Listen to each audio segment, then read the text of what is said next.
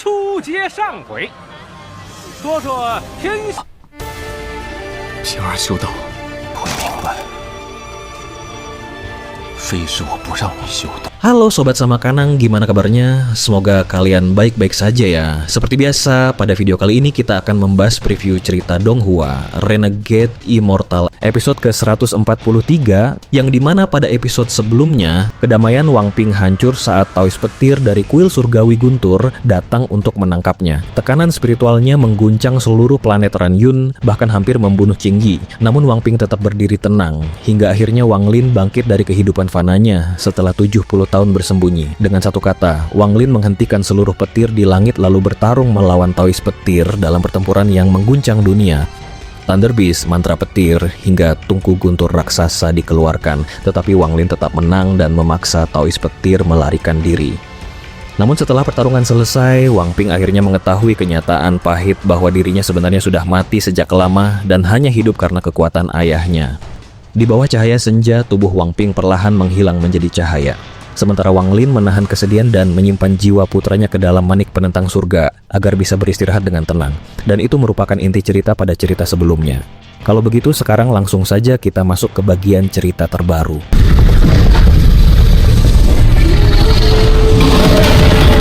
Tidak jauh dari sana, Thunder Beast masih tergeletak di tanah dengan tubuh yang gemetar tanpa sadar. Setelah menyaksikan sosok Wang Lin menghilang ke dalam kehampaan, makhluk itu sempat ragu-ragu sebelum akhirnya memutuskan untuk mengikuti.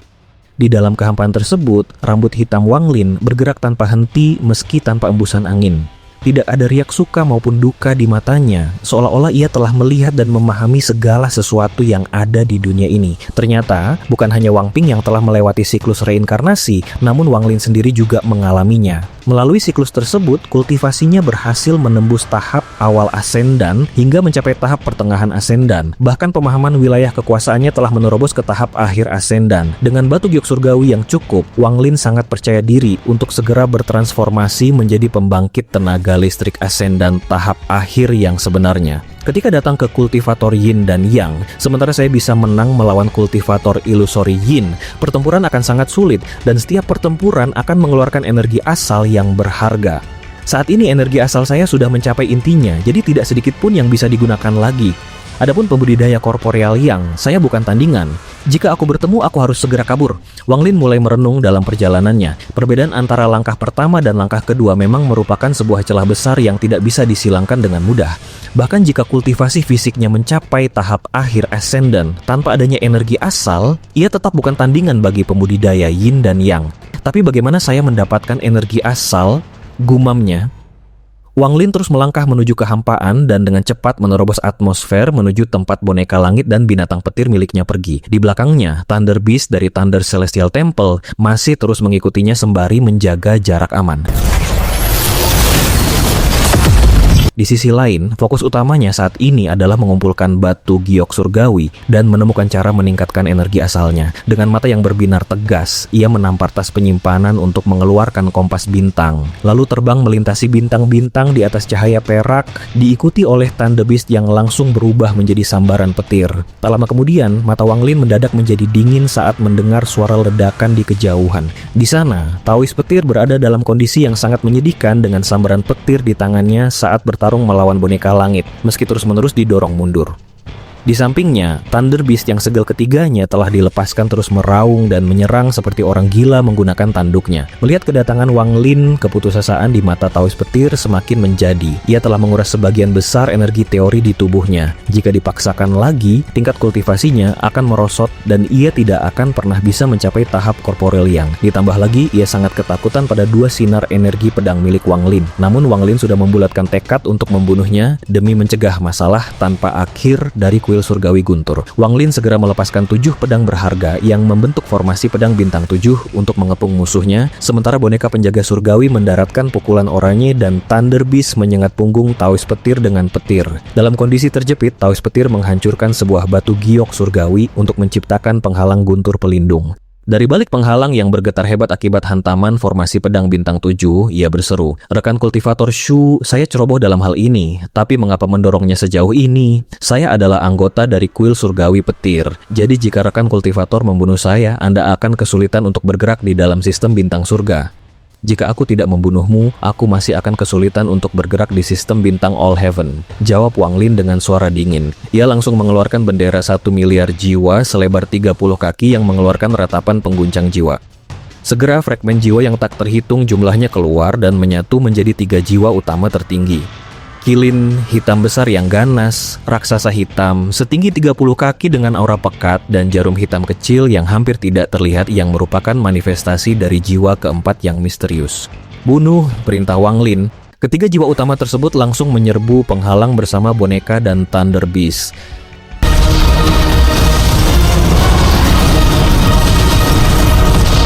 Melihat kehancuran yang kian dekat, Taois petir berteriak panik dengan mata memerah, "Shumu, jangan paksa aku." Semua pembawa pesan kuil surgawi guntur memiliki mantra penyelamat hidup. Paling bikatnya, saya akan mengorbankan umur saya. Ia merasa sangat pahit karena mantra itu akan menguras umurnya dan menjatuhkan budidayanya ke tahap transformasi jiwa. Terlebih ia tidak yakin bisa menembus 2 sinar energi pedang yang paling ia takuti. "Kaulah yang memaksaku dan bukan aku yang memaksamu," kata Wang Lin dengan tenang. Merasa tidak ada jalan keluar, Taois petir akhirnya menyerah dengan getir. "Tidak ada kebencian yang tak terpecahkan di antara kita. Apa yang harus saya lakukan agar Anda membiarkan saya pergi?" Wang Lin merenung sejenak sebelum menjawab, "Akui aku sebagai tuanmu dan biarkan aku meninggalkan jejak untukmu." Demi bertahan hidup, Taois petir setuju. Meski di dalam hatinya ia berencana untuk menghancurkan batasan tersebut dan membalas dendam begitu energi asalnya pulih nanti. Atas perintah Wang Lin, Taois petir membuka penghalang pelindungnya. Seketika itu juga, tinju boneka penjaga langit berhenti tepat 3 inci di hadapannya, dikelilingi oleh jaring formasi pedang bintang 7 dan 3 jiwa utama yang menatapnya dengan dingin. Wang Lin kemudian mengibarkan bendera larangan, membentuk formasi batasan emas, dan menembakkannya langsung ke antara alis Taois petir hingga meleleh dan mengelilingi jiwa asalnya. "Ini hanya langkah pertama dari pembatasan. Ada langkah kedua," ujar Wang Lin sembari memacu kompas bintangnya menuju sebuah planet abu-abu yang ditinggalkan di kejauhan. Taois petir dan Thunder Beast yang ketakutan terpaksa mengikuti.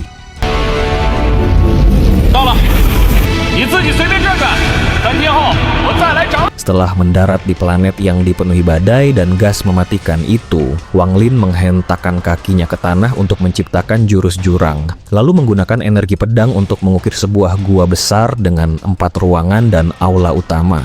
Di dalam gua tersebut, Wang Lin duduk dalam posisi lotus dan mulai membentuk banyak segel pembatasan untuk dijatuhkan ke tubuh Taois petir. Namun, niat sebenarnya dari Wang Lin bukanlah menjadikannya budak biasa, melainkan menyempurnakannya menjadi penjaga surgawi demi keamanan mutlak. Ketika Wang Lin meludahkan energi asal yang berubah menjadi simbol-simbol mistis untuk meresap ke tubuhnya, Taois petir memilih pasrah karena yakin bisa menghancurkannya nanti. Tepat saat Taois petir memejamkan mata, tatapan Wang Lin mendadak bergejolak. Ia mengeluarkan Soul Lasher, cambuk jiwa, dan dengan kecepatan luar biasa mencambuk tubuh Taois petir sebanyak 6 kali berturut-turut. Hantaman cambuk yang bertubi-tubi itu membuat tubuh Taois petir bergetar hebat. Wajahnya pucat dan jiwa asalnya langsung terlempar keluar sejauh 7 kaki dari raganya. Sebelum jiwa asal itu sempat melakukan perlawanan, boneka penjaga surgawi langsung maju menghadang. Thunder Beast meraung dan formasi pedang bintang 7 melepaskan energi 7 binatang jahat untuk mengunci posisinya. Sementara formasi batasan emas yang dipasang sebelumnya kini telah berubah menjadi jaring petir rapat yang menjebak jiwa asal Taois petir sepenuhnya. Thunder Daois berteriak histeris, "Shumu, kamu tidak menepati janjimu." Namun, tatapan Wang Lin tetap tenang tanpa riak. Kondisi Taois petir saat ini sudah terluka parah dan tubuh fisiknya hampir kehabisan energi, sehingga ia terpaksa menyetujui persyaratan awal hanya demi bertahan hidup. Momen inilah yang memberikan peluang emas bagi Wang Lin untuk memperbaiki penjaga surgawinya. Sebab syarat utama pemurnian boneka adalah target harus menyerahkan diri secara sukarela. "Aku akan menepati janjiku, tetapi langkah kedua ini tidak akan berhasil kecuali kamu mau. Untuk mencegah kecelakaan, saya harus membuat jiwa asal Anda keluar," jawab Wang Lin dengan tenang. Ia menggerakkan tangan kanannya, membuat penjaga surgawi dan Thunder Beast segera bersiap mengepung jiwa asal tersebut agar tidak bisa bertindak gegabah.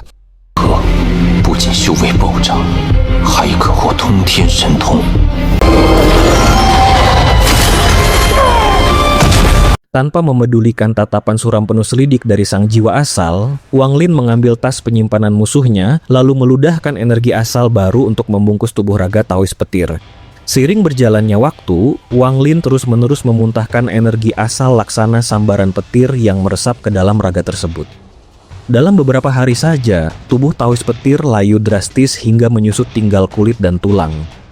Namun, di dalam mumi tersebut, aliran guntur mulai bergerak aktif disertai kilatan cahaya berwarna tembaga yang aneh. Menyaksikan fenomena itu setiap hari, jiwa asal Taoist petir mendadak dilingkupi kengerian yang mendalam, begitu menyadari bahwa Shumu berniat menyempurnakannya menjadi sebutir boneka hidup. Saat melihat raga muminya memancarkan cahaya tembaga, mata Wang Lin berkilat misterius. Sebagai tubuh seorang kultivator ilusori yin, fisik tersebut sudah mencapai peringkat tembaga murni, bahkan tanpa campuran logam apapun. Jiwa asal Taoist petir yang panik langsung berteriak memprotes bahwa ia hanya bersedia menjadi budak, bukan boneka. Namun, Wang Lin hanya mendengus, berisik, dan langsung melepaskan 2 sinar energi pedang Ling Tianhou. Di bawah tekanan domin tirani yang memenuhi gua tersebut, Taoist petir langsung bungkam karena ketakutan setengah mati pada 2 energi pedang legendaris itu. Setelah mengunci pergerakan jiwa asal tersebut, Wang Lin menyebarkan perasaan ilahinya ke seluruh penjuru planet. Ia mengangkat tangan kanannya, memicu guncangan hebat laksana gempa bumi saat memanggil sungai dunia bawah di langit luar. Sungai dunia bawah payah, seru Wang Lin. Daya hisap yang kuat segera menarik biji elemen logam dari dalam tanah untuk dilebur di dalam sungai, hingga membentuk 3 bola cairan emas ukuran kepalan tangan yang melayang masuk ke dalam gua. Wang Lin mengambil bola-bola cair tersebut dan menekannya ke dahi raga Taoist petir satu persatu bersama tiupan energi asalnya. Begitu bola ketiga menyatu, cahaya tembaga pada raga itu lenyap dan bertransformasi menjadi kilau perak yang kokoh.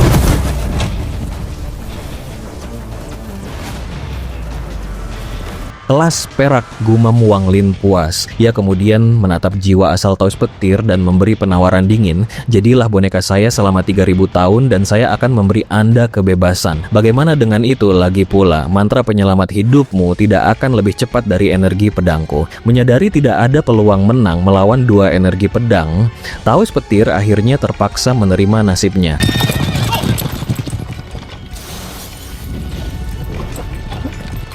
Di sisi lain, di sebuah tempat yang sangat jauh bernama planet Yunsha, kabut tebal beraroma dingin menyelimuti seluruh area hingga dicap sebagai zona kematian yang dihindari para kultivator. Tepat pada saat itu, pusaran kabut bergejolak hebat ketika sesosok tubuh kurus berpakaian compang-camping mencoba melesat keluar dengan ekspresi ketakutan yang luar biasa, sembari mendorong sebuah tungku besar di hadapannya.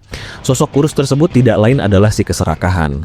Ini adalah upayanya yang ke-8 kalinya untuk meloloskan diri setelah terjebak selama lebih dari 70 tahun di sana.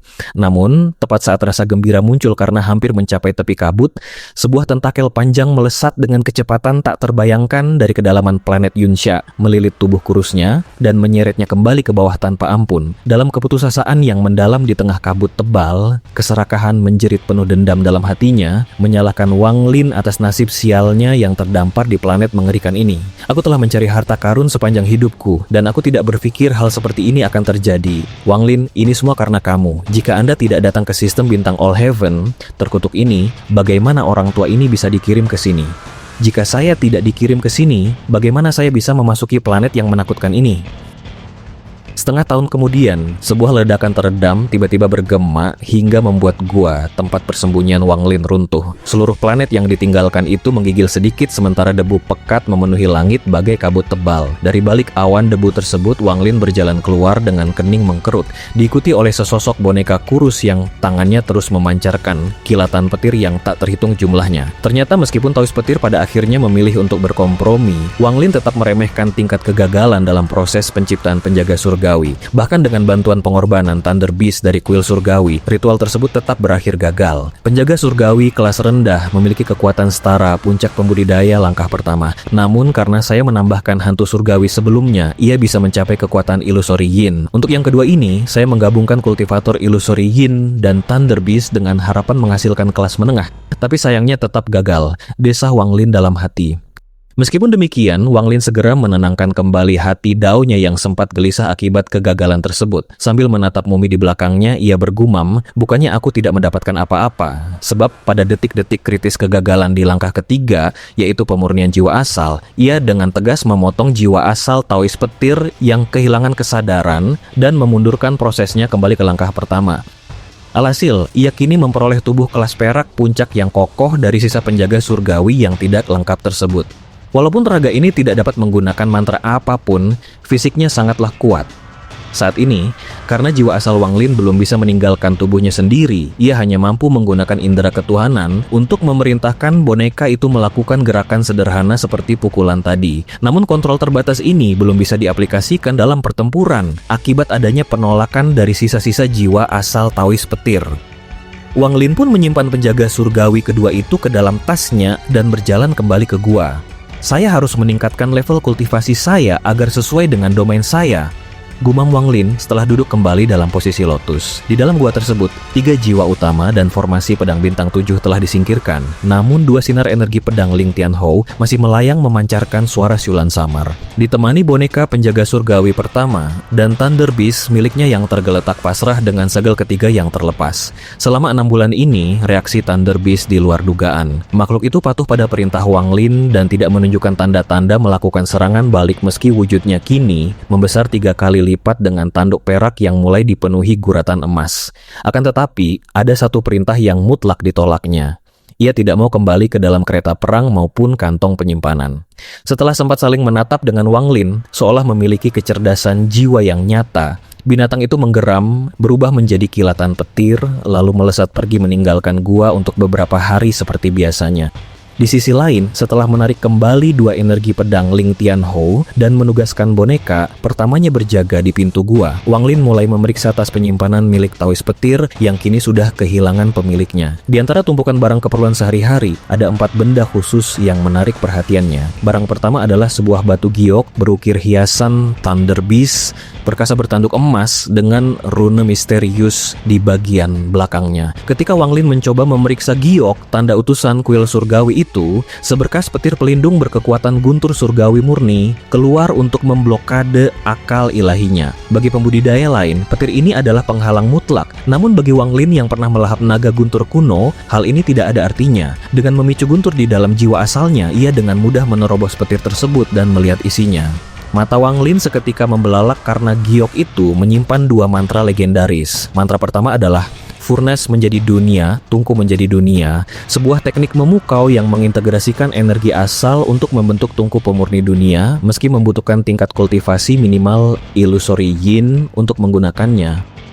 Sementara itu, mantra kedua yang bernama Thunder Origin, asal guntur, adalah hal yang benar-benar membuatnya syok. Mantra Thunder Origin tersebut merupakan fragmen dari mantra surgawi peringkat rendah yang berfungsi menyerap energi asal dari guntur untuk diringkas menjadi energi pribadi sehingga dapat memangkas durasi kemandekan seseorang di tahap yin dan yang. Karena sifatnya yang sangat sombong, pembudidaya langkah pertama biasa tidak akan sanggup menahannya. Namun bagi Wang Lin yang memiliki jiwa asal guntur, nilai fragmen ini menjadi tak ternilai harganya. Setelah menghafal seluruh informasinya, ia menyimpan batu giok tersebut dengan hati-hati. Selanjutnya, Wang Lin memeriksa 3 barang tersisa di dalam tas. Item kedua adalah sebuah pedang murni tanpa bodi fisik yang seluruhnya tercipta dari guntur. Senjata yang sebelumnya terbukti mampu menahan hantaman keras dari penjaga surgawinya. Setelah menyimpan pedang tersebut, ia beralih ke item ketiga, yaitu sebongkah batu perak seukuran kepalan tangan yang padat dengan kekuatan kilat. Ketika Wang Lin menyentuh permukaan batu itu, gelombang petir langsung menyengat masuk ke dalam raganya. Akan tetapi jiwa asal Wang Lin justru membuka mulut dan melahap petir tersebut hingga memicu aliran energi asal baru yang menyebar ke seluruh tubuhnya. Meskipun tergiur dengan efek instan tersebut, Wang Lin memilih menahan diri untuk tidak menghabiskannya sekarang dan menyimpannya kembali ke dalam tas. Terakhir, item keempat yang ia temukan di dasar tas adalah tumpukan giok surgawi, benda berharga yang sangat ia butuhkan saat ini.